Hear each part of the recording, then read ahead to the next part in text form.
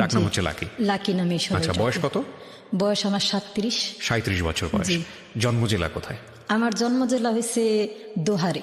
দোহারে। জি। শুরু করেন আগে। আর আমি বড় হয়েছি কেরানীগঞ্জ। ঠিক আছে, যেখান থেকে বলতে পারেন। জি, ছোটবেলা থেকে বা যেখান থেকে শুরু আমি করেন। কেরানীগঞ্জে বড় হয়েছি। ছোটবেলায় খুব দুষ্ট ছিলাম, আচ্ছা। কিন্তু বেয়াদব ছিলাম না। আছে না অনেক ধরনের বাচ্চারা দুষ্টুমি আর বেয়াদবের মধ্যে পার্থক্য আছে, দুষ্ট অনেকে থাকে বুঝতে পারেন কিন্তু না। বেয়াদবও থাকে। হ্যাঁ, হ্যাঁ। তা আমি দুষ্ট ছিলাম কিন্তু বেয়াদব ছিলাম না। আচ্ছা। যেমন আমরা দুইটা বোন আর দুইটা ভাই। আমরা আচ্ছা। বোন দুইটা হয়েছি বড়, আচ্ছা। আর ভাই দুইটা হয়েছে আমাদের ছোট। তো যখন আমরা ছোট ছিলাম তখন আমার আব্বা ব্যবসা করতে দেখছি। আচ্ছা। আমার আব্বা ওই যে কার্টুন আছে না, কার্টুন, জি ওই বড় বড় ওষুধ কোম্পানির যে কার্টুনগুলা, জি।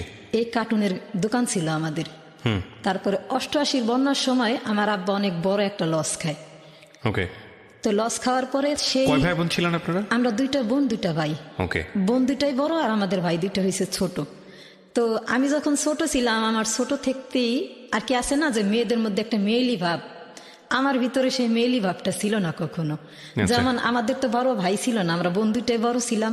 জি। ঘরের বাজার করা, তারপরে আমার আব্বারে দুপুরবেলা ভাত দিয়ে আসা, আর কি যা করতাম সব আমরাই করতাম। বড় আচ্ছা। পায় আর আমি করতাম। তো বড় আপার বয়স যখন 10 বছর হয়ে গেল, 10-11 বছর হয়ে গেল, সে এগুলা থেকে বিরত হয়ে গেল। সে আর এখন বাজারও করে না, আব্বুরে ভাত দিতেও যায় না, কিন্তু আমার আব্বারে তো ভাত দিতেই হইব। তো ওই 88 বন্যার পর থেকে আমার আব্বার যখন ব্যবসাটা লস হয়ে গেল, লস হয়ে যাওয়ার পরে আমাদের অবস্থা খুবই খারাপ হয়ে গেল। তখন আমার আব্বা অসুস্থ থাকতো বেশি। আচ্ছা। কেন অসুস্থ থাকতো অতটা বুঝার মতো বয়স ছিল না, কারণ 88 বন্যার সময় আমার বয়স উর্ধে গেলে 3.5 থেকে 4 বছর। ওকে। তো আব্বা যখন অসুস্থ থাকতো এইভাবে আমাদের সংসারটা খুব কষ্টেই চলতেছিল তখন। তো প্রায় সময় আমার আব্বারও প্রশ্ন করতাম, তুমি এত অসুস্থ থাকো কেন? তা আমার আব্বা বলতো কি, যে যেই মানুষরে নাকি আল্লাহ বেশি ভালোবাসে তারই নাকি আল্লাহ বেশি অসুখ বিসুখ দেয়। তো ভাবতাম যে সত্যিই হইতে পারে এটা। তাহলে কি তোমার আল্লাহ বেশি ভালোবাসে? তা আমার আব্বু বলতো মনে হয়। তো এরকম করতে করতে মনে করেন আমাদের তখন আর ব্যবসা বাণিজ্য করার মতো আমার আব্বার কাছেও তত টাকা নাই, পুঁজিও নাই। তো এক সময় আব্বা কি করলো, এই চেষ্টা করলো যে যেমন ধরেন ফল ফ্রুট বিক্রি করা, এটা সেটা করা, হইতো না। কিন্তু আমাদের সংসারে যে টাকা আয় ছিল তার চেয়ে বেশি ব্যয় ছিল। তো হইতো না, এমন করতে করতে আর আব্বু তো অসুস্থ থাকতোই, সবসময় অসুস্থতা তার লাইগেই থাকতো। পরে এক সময় রিক্সার গ্যারেজে কাজ করতো আমার আব্বা। ওকে। রিক্সার গ্যারেজে কাজ করতো। তো ওই রিক্সার গ্যারেজে কাজ করতো, তো উনুনে ঠিক মতো খাওয়া দাওয়া করতো না, সে ঠিক মতো ঘুমাইতো না। এখন বুঝি আর কি, বড় হয়েছে তো এখন বুঝি, আগে বুঝতাম না এগুলা। তার নিজের প্রতি সে কখনোই যত্নশীল ছিল না। এই যত্নশীল না থাকার কারণে সে নানান ধরনের অসুখে ভুগতে ভুগতে এক সময় আমার বয়স যখন 10 বছর, তখনও আমার দাঁত পড়ে, তখন আমার আব্বা মারা গেল। ওকে। আব্বা মারা গেল। আব্বা মারা যাওয়ার আগে আমি দুরান্ত দুষ্ট একটা মেয়ে ছিলাম আর কি। আমি যে মেয়ে ছিলাম সেটা আমাদের মহল্লার 80% মানুষে জানতো না যে আমি একটা মেয়ে, 20% মানুষে জানতো। কারণ আমি ছেলেদের, আমার ছোট ভাই আর আমি প্রায় সেম ছিলাম লম্বাই। ও শার্ট প্যান্ট পরতো, আমিও শার্ট প্যান্ট পরতাম। তারপর এক সময় দেখা গেছে মারামারি আমি করতাম আর আমার ভাইরে সবাই দোষ দিত। আয়সা আমাদের বাড়িতে বিচার দিত আমার আব্বার কাছে, আপনি এত ভালো একটা মানুষ অথচ আপনার ছেলেটা কত দুষ্ট, দেখেন কি করছে ভাই। এই যে আমাদের মহল্লায় গিয়ে আমাদের ছেলেদের সাথে ঘুরডুরাইতে গিয়ে, ক্রিকেট খেলতে গিয়ে মারামারি করে আসে, এগুলা কিন্তু ঠিক না। শুধু বলি না আপনার জন্য, আপনার দিকে তাকাইলে মায়া হয়, আপনি একটা ভালো মানুষ, এই কারণে আপনার ছেলেটারে কিছু বলি না। তো আর কি আমার কথা কি, যে আমরা আমাদের মহল্লায় আমরা ক্রিকেট খেলি, আর এক মহল্লার বাচ্চারা আসলে যাতে জিতা যাইতে না পারে, ওরা যদি জিততো তাহলে পিটাইতাম, আর যদি আমরা জিততাম তাহলে হই হুল্লা। আবার আমরা গুটি উড়াইতাম আমাদের এই এলাকার ছাদে বসা, ওদের গুটি আমরা কাটতেছি তাতে কোনো সমস্যা নেই, কিন্তু আমাদের গুটি যদি ওরা কাটছে তাহলে ওদের এলাকায় গিয়ে ওদের পিটাইতাম। তো বিচার দিত আমার আব্বার কাছে, আপনার মেয়ে এই ছেলে এরকম দুষ্টামি করে। এই আবার আমাদের এলাকায় একটা ব্রিজ ছিল, সেই ব্রিজের উপরে থেকে লাফাই লাফাই গোসল করতাম।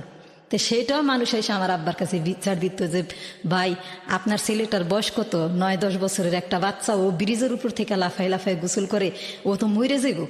তা আমার আব্বা ভাবতো কি যে আমার ভাই এগুলা করে, তো আমার ভাইরে ধরে আমার আব্বা পিটাইতো, আর এগুলা নিয়ে মা আব্বার সাথে খুব ঝগড়া করতো। তো মা বলতো কি যে তুমি যে আমার ছেলেটারে মারো, তুমি কি জানো এই কাজগুলা কে করে?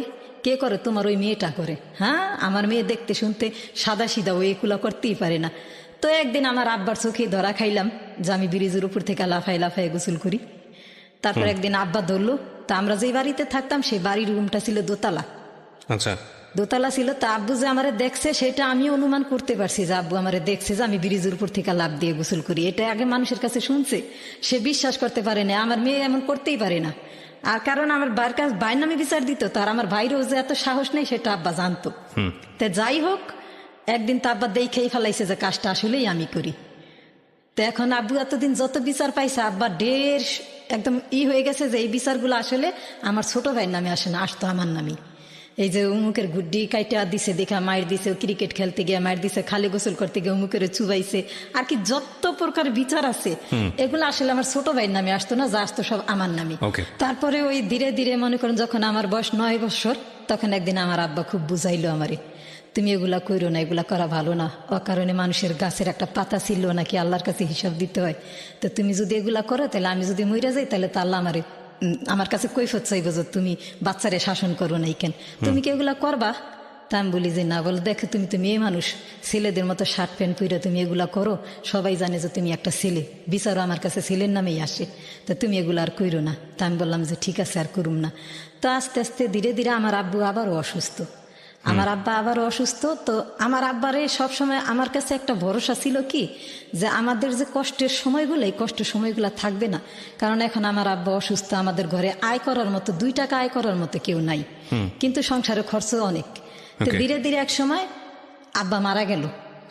যেমন আমার আব্বা যখন মারা যায় তখন আমার বয়স মাত্র 10 বছর চলে।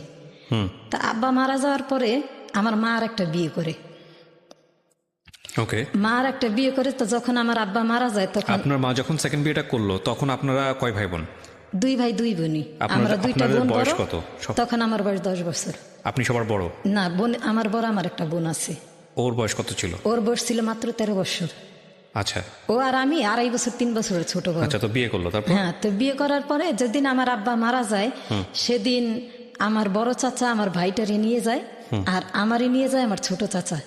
তা আমার বোনের যে 13 বছর বয়স ছিল ওর মধ্যে আমার বোনের বিয়ে হয়ে গেছিল। তো আমার যে একদম ছোট ভাইটা সেটারে নিয়ে যায় আমার বড় বোন, আমার বড় বোন নিয়ে যায় আমার দুলাবে।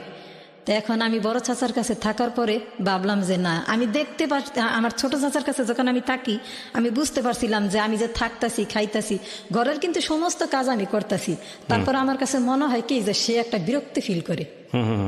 আছে না যে বাপ মারা গেছে, আমারই তো ভাইয়ের মেয়ে থাক খাক না। সে আমার কাকি ভালো ছিল, আমার কাকি কখনো আমার খাওয়ায় কষ্ট দিত না, কিন্তু আমি দেখতাম যে এই জিনিসটা আমার কাকার কাছে বিরক্তি ফিল, যেমন সে বিরক্তি হইতো এরকম একটা বোঝা যায়। তো ওদিক দা তো আমার মা বিয়ে করলো, বেশ ভালো কথা, সে ভালোই আছে, কিন্তু আমরা তো ছোট মানুষ, অত বুঝতো মাথায় নাই যে মার কাছে যা গেলেই বা কি হবে আর না গেলেই বা কি হবে। কিন্তু মায়ের জন্য মন খুব কাঁদতো, মনে হইতো যে মার কাছে গেলেই মনে হয় ভালো থাকুম। তারপরে এক সময় ছোট কাকার কাছ থেকে মার কাছে যাইগা, আর আমার যে ছোট ভাইটার আমার বড় কাকা নিয়ে গেছিল ওইও আমার মার কাছে চলে আসে, কারণ ও ওইখানে ছিল চাকরি হিসাবে। যেমন আমার এক চাচার হোটেল ছিল, ওই হোটেলের পানি টানতো, ওরে ওই স্কুলে যাইতো না, আর আমারও স্কুলে যাওয়া হয় না। আর আমি কিন্তু একমাত্র ছোট চাচার কাছে গেছিলাম যাতে আমার লেখাপড়াটা হয়, যাতে আমার লেখাপড়াটা হয়। কিন্তু আমি তার কাছে থাকছি ঠিকই, ঘরের কাজ সব করছি, কাপড় ধোয়া, ঘর মোছা, বাজার করা, যা আছে ইত্যাদি সব করছি। তার কাছে আমি 4 মাস ছিলাম, আমার একজোড়া জুতা ছিল না, সে 4 মাসেও আমার একজোড়া জুতা কিনা দেয়নি। তখন 20 টাকা 15 টাকা হইলে একজোড়া জুতা কিনতে পাওয়া যায়, কিন্তু ওই যে স্যান্ডেল যে বলে, কিন্তু সে আমারে দেয়নি।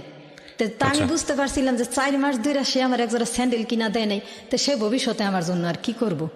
তখন তো 10 বছর বয়স, মাথায় বুদ্ধি বা কতটুকু। তো মা যাইতে যায় আমাদের জন্য কান্দাকাটি করতে, এক সময় মা নিতে আইলো, আমিও চলে গেলাম। আমার মাও বুঝতে পারছিল যে বাচ্চাগুলারে বোধহয় এইভাবে রাখা ঠিক হইব না, আমার কাছে নিয়ে যাই। তা আমার ছোট ভাইরে আমার মা আগেই নিয়ে গেছে। আমার ছোট ভাইটা ছিল তখন 4 বছর বয়স, আমি 10 বছর, আর আমার যে ভাই আমার পিঠে যেটা সেটা ছিল 8 বছর। তা আমার মা আমাদের 3 ভাই বোনদের নিয়ে গেল। নিয়ে যাওয়ার পরে ওই যে আমার যে সৎ বাপ, সে মনে হয় কিছুদিন আমাদের সাথে একটু ভালো ব্যবহার করছিল।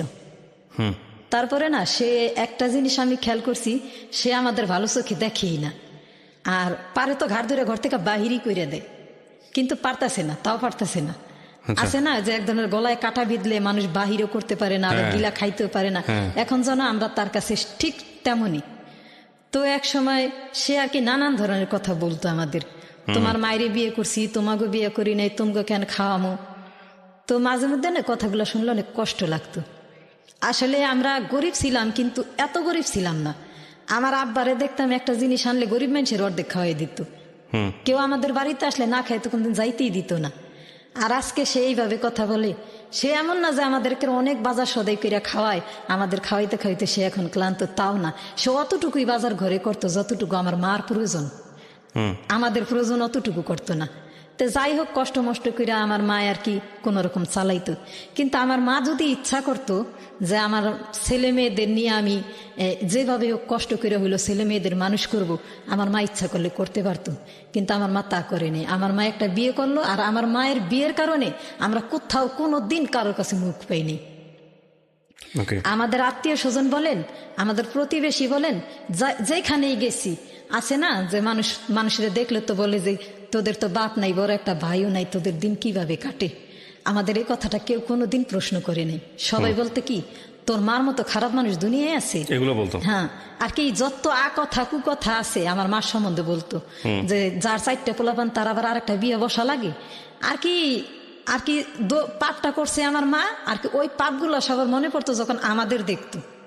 আমাদের চেহারাটা দেখলে তাদের মনে হইতো যে আমার মা কি করছে। তবে যাই হোক, এখন মা তো, আর আমরাও তো অত বড় না যে এখন মায়ের ত্যাগ করতে পারুন বা আমরা নিজের পায়ে দাঁড়াইতে পারুন। ছোট ছোট 2টা ভাই, বড় বোনটার বিয়ে হয়ে গেছে, আমার বয়স 10 বছর, কি করা যায়, সহ্য করতাম। এদিকটা মানুষের কথাও শুনতে হইতো, আর এদিকটা সৎ বাপেও বলতো যে তোমার মায়েরই বিয়ে করছে, তোমাকে বিয়ে করিনি। তা আমার মার জায়গায় যদি অন্য কেউ হইতো তাহলে চিন্তা ভাবনা করতো যে কষ্ট করুন, পরিশ্রম করুন, কিন্তু বাচ্চাদের মানুষ করুন। কিন্তু ওই পরিশ্রমী মহিলা আমার মা ছিল না। আমার মা যদি একটু সতর্ক হইতো না, তা আমার কাছে মনে হয় আমার বাবা এত অকালে মরতো না। সে নিজের কিছু কিছু মানুষ আছে না, নিজের দিকটাই খুব ভালো দেখে, আর কারোর দিক দেখা তো দূরে থাক, সে ভাবেও না। তো এইভাবে মনে করেন আমার বয়স যখন 13 বছর মাত্র পূর্ণ হয়েছে। আগস্টের 4 তারিখে আমার 13 বছর পূর্ণ হয়। সেপ্টেম্বর, অক্টোবর, নভেম্বর, ডিসেম্বরই আমার বিয়ে হয়ে যায়। আমি এর আগে মনে করেন কষ্ট তো আছেই, তারপরে ওই বিয়েটা হয়েছিল আমার হাজবেন্ড আমি কখনোই দেখি নাই। সে এই সদরগা, এই যে আছে না, কি বলে, পোস্তখোলা একটা মার্কেট আছে, মার্কেটটার নাম হইল কি বলে সেই মার্কেটটারে, আলম মার্কেটের সাথে একটা মার্কেট, সেতু মার্কেট বিশেষ করে। সে সেতু মার্কেটে তার 2টা দোকান। সেই দোকানে মার্কেটে নাকি একটা লোক চা বিক্রি করতো। সেই লোকটারে বলছে যে তোমার চা বিক্রি করতে হইব না, তোমার আমি একটা দোকান দিয়ে দিব, তবে একটা কাজ করতে হইব। কি কাজ করতে হইব? কাজ করতে হইব এই যে তুমি আমারে সুন্দর একটা মেয়ে দেখাও, আমি একটা সুন্দর একটা মেয়ে বিয়ে করতে চাই। তখন বলছিল যে ভাই আপনি তো অনেক পয়সালা মানুষ। সে তখন ওই বছরই জাপান থেকে আসে। সে এর আগে 8 বছর জাপান থেকে আসছে। জাপান থেকে সেই বছরই সে আসে। সেই ঘটকের মাধ্যমে আমারে দেখলো, দেখার পরে আমার নাকি তার খুবই পছন্দ হয়েছে। পছন্দ হওয়ার পরে এখন সে ওই ঘটকের মাধ্যমেই আমার যখন যেদিন দেখতে যায় সেদিন আমার সৎ বাবা ঘরে ছিল না, ছিল আমার মা আর ছিল আমাদের প্রতিবেশী 2-4 জন মহিলা। তো তারা বলতেছে যে দেখতে আসলে তার বিয়ে হয় না, তুমি এক কাজ করো, দেখতে আসতে চাই দেখাও, তোমার মেয়েটারে যখন দেখতে চাই তুমি দেখাও, সমস্যা নেই। তো সে দেখছে, দেখা তার পছন্দ হয়েছে। পছন্দ হওয়ার পরে সে ঘটকরে বলে যে